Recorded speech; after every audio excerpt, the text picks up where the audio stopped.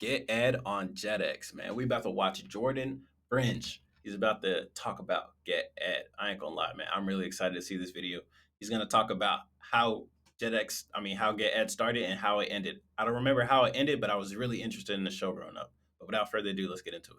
Remember Get Ed? It was a Yes. 2005 Oh my god, that quality is terrible. JetX classic, which focused on a group of young carriers whose job it is to ensure Deliver that packages are packages. delivered on time, or Crazy. just delivered at all, because apparently in this world that's something that's hard to do. The tier Yes. list goes DHL, UPS, FedEx, a carrier pigeon, then the USPS. I don't make the Ooh, shots fired. rules, I just put them in a YouTube video. Get Ed takes place in the futuristic urban utopia appropriately named Progress City. Important Progress packages are City. transported from one Man, this dude was nasty as hell. location to another using actual humans in various forms of vehicles on an open Mario Kart reminiscent highway called the Hoverway. There This city always just reminded me of various forms of vehicles on an open Mario Kart Sonic Riders. reminiscent highway called Like even the suit, the hoverboard, like just Sonic Riders, bro. This guy's Knuckles. the Hoverway. There isn't a lot of confirmed lore based around this show, but we can assume based on the rankings of different courier services that more prestigious and well-trained couriers are used for the transportation of more important packages. This leads our team of main characters from their services called Dojo Deliveries to be constantly bombarded by various gangs of outlaws of clowns or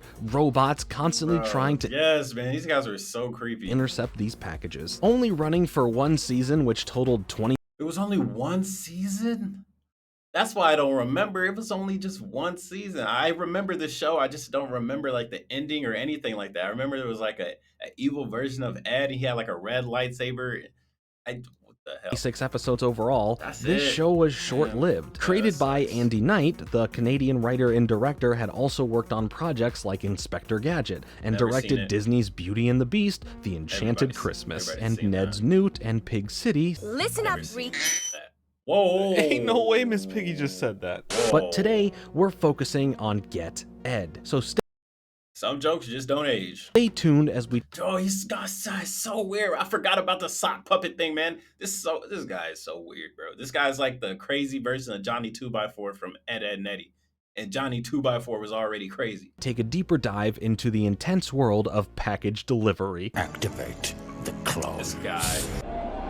Wait, there were clones. Okay.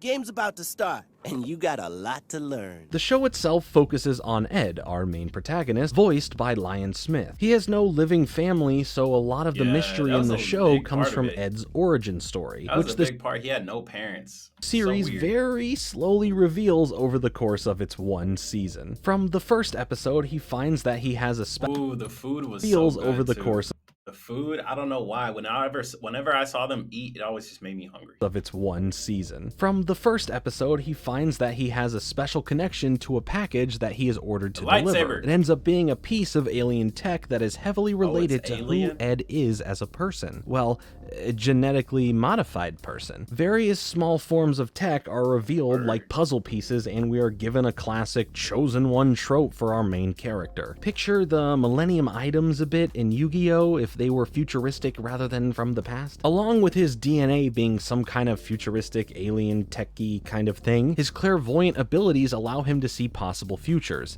Yeah, It I was don't think the weird, writers bro. knew too much more than we do at this point, because this part kind of felt tacked Hey, on the to make old the man. show about delivering packages in the future a little more intense, adding some extended thrill. He is dubbed the Protector in the group, and although it's established that he's fairly He's new not the to leader, the team, though. The he leader seems was to the have redhead, naturally or assumed hothead. some leadership role, much to his teammate Burn's dismay. Yeah, Burn Burns, is their known name. as the warrior of the group. He's the He is leader. voiced by Eldine Eiffel. Burn is the more official leader of the group and is very stubborn and actually someone that we never get to know very well. We know he's highly competitive, which leads to him and Ed fighting quite frequently about his leading of the team down the wrong path, sometimes because of his own hard-headedness, but this could also be chalked up to the fact that they're all fairly young, and Burn has proven time and time again that he can very easily learn from his mistakes and grow from them. Contrasting Ed's hoverboard, leadership. I didn't even mention the hoverboards. I like Yeah. them. That's all I wanted to say. But Burn rides Oh, a man, you're not even gonna talk about. Yeah, everybody had their own thing. The weird kid had skates. This person had a scooter. He had a motorcycle. Chick had the jetpack. Solid And it had the metallic hoverboard. one-wheeled motorcycle with a flaming paint job on the side. Neat. That makes The it go next faster. character in the group is Dietz, whose voice actor is the iconic Megan Fallenbach, who I totally didn't add the wrong photo instead, showing Linda Cardellini in my 16 video. Nice.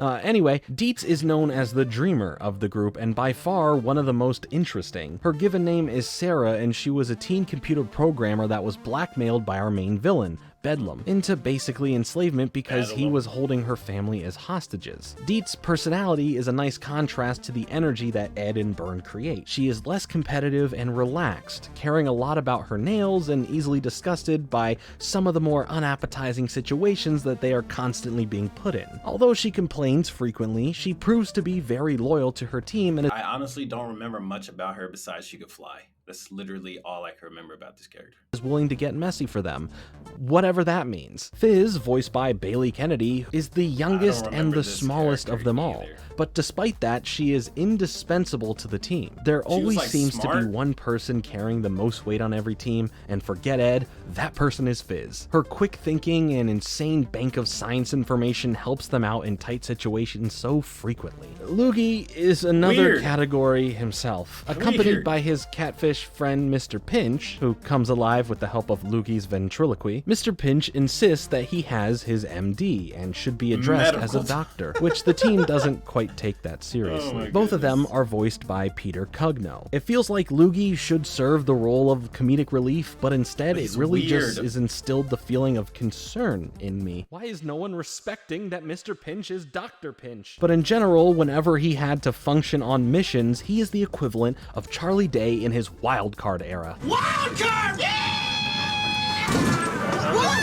What The deliveries hell? in which the team actually succeeds in keeping their drop safe, Loogie tends to mess it up anyway, or almost mess it up. And I have to admit, we're pretty good. Upgrading to the next level. Jetix. And such a good- why did Jetix get canceled? I don't know why they canceled it. It was really, it had some banger shows. It had Ed, it had SPD, it had the Power Rangers SPD, it had Dragon Rider, it had Super Robot Monkey Team Hyperforce Go, it had, what else it have? Yin Yang Yo was on there.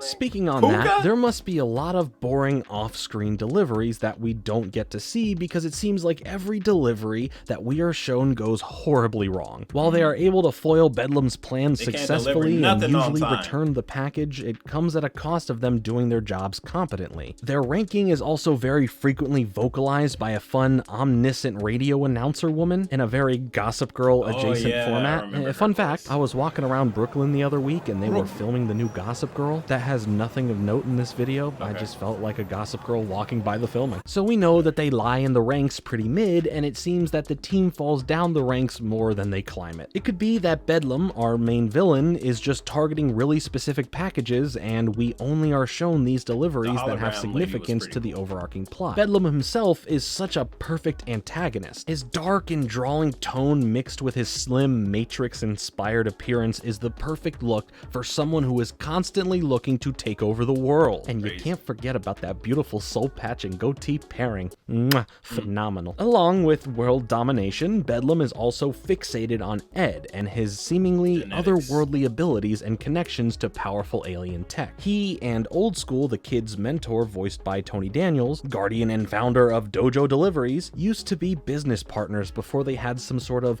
unexplored breakup and fallout. I mean, come on guys, make out. I mean, never mind. I think a lot of the success of the show is in the compelling plot for Ed's identity that transcends the traditional 20-minute cartoon episode reset. Because of this, there was more New villain of the incentive for me day to every watch day. the next episode because I wanted to learn more. It left me excited to watch the next episode. I mean, the was a good futuristic show. world and the beautifully uncanny early 2000s CG make me totally invested, but the other Honestly, I think the CG was okay. What it wasn't perfect, but it wasn't too bad. It wasn't that creepy or anything. Stuff is nice too. Additionally, the writing is pretty good and the characters are treated humanely. Most shows would overlook the inherent trauma that would come with a character like Dietz being held basically hostage and blackmailed, but this show emphasizes her past and shows the characters dealing with that trauma. Get Ed is constantly drilling in the concept of found family as well, which I have a huge soft spot for. Family isn't just the people you're born into having, it can be the people you choose. People It focuses you on meet Ed and his feelings in your towards not journeys through having a life. family.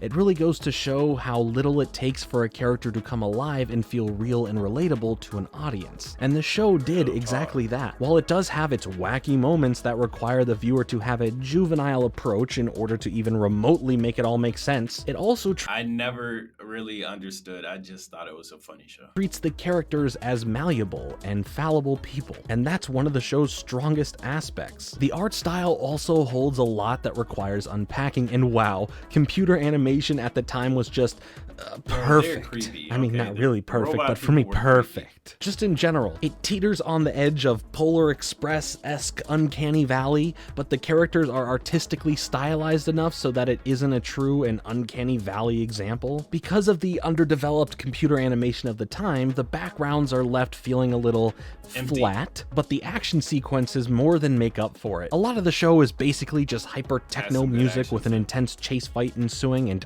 I just love it. One of the major things that stuck out to me while rewatching is the music choices that go into the show, and everyone can agree that the techno theme song The intro, man.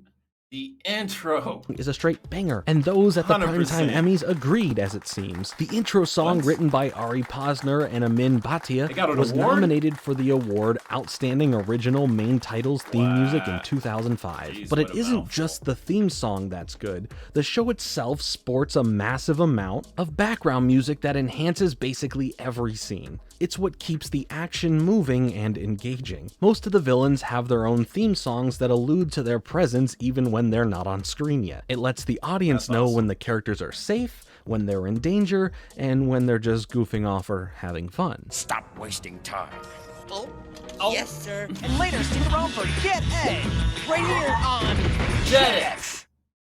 a brand new JetX series on Toon Disney. There was a lot of cool things that never Yeah, had the the chance to double fully lightsaber. come together, making the 26 episode adventure fall a bit flat. So how Just did like it those end? backgrounds, am I right? Don't take that as in the show is bad, because it's not. Everything else as a was a good whole show. was a lot of fun, but it hits this dead end so hard it somewhat spoils all of the good that came before it. I wanted to see more of this, where it was all planning to go, but it doesn't look like that will ever be an option in don't the think future. so. Unfortunately, the creator of the show, Andy Knight, don't- passed away in April of 2008. Because of this, and the fact that it's been 17 years since the show came out, the chances of a reboot or a continuation are even slimmer. I feel in general this show is fastly becoming lost to time. I would like to see a more modernized version of this show, given that the concept of packages being delivered and stolen is I don't know about so commonplace today. But for now, if you're looking to get your Ed fix, you can either watch the one season series or YouTube? try out their combat style flash game called Get Ed, Courier It's still Combat. So with a a quick thing. salute to our brave couriers in But how'd yellow, they end? brown, white, and blue, that's all for today. And you need to sign. Oh man, I wish you would tell us why. Like, what happened? It just ended, yeah. But what? How did it end? What about the clone Ed? Y'all remember the clone Ed, right?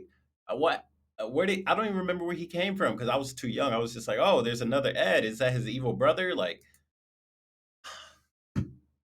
man, I wish this video would go more in depth. But I mean, it's still a good video.